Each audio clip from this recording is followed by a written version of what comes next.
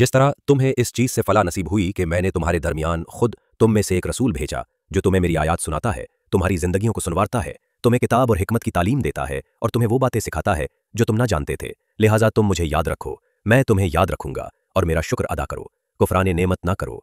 ऐ लोग जो ईमान लाए हो, सब्र और नमाज से मदद लो, अल्लाह सब्र करने वालों के साथ है। और जो लोग अल्लाह की राह में मारे जाएं उन्हें मुर्दा न कहो, ऐसे लोग तो हकीकत में जिंदा है मगर तुम्हें इनकी जिंदगी का शऊर नहीं होता। और हम ज़रूर तुम्हें खौफ व ख़तर, फाका कशी, जान और माल के नुकसानात और आमदनियों के घाटे में मुब्तला करके तुम्हारी आजमाइश करेंगे।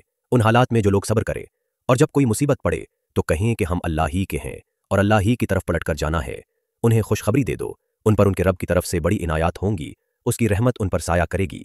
और ऐसे ही लोग रास्त रो हैं। यकीनन सफ़ा और मरवा अल्लाह की निशानियों में से हैं। लिहाजा जो शख्स बैतुल्लाह का हज या उम्रा करे उसके लिए कोई गुनाह की बात नहीं कि वो उन दोनों पहाड़ियों के दरमियान साई कर ले। और जो बिरजा और रग़बत कोई भलाई का काम करेगा, अल्लाह को उसका इल्म है और वो उसकी कदर करने वाला है।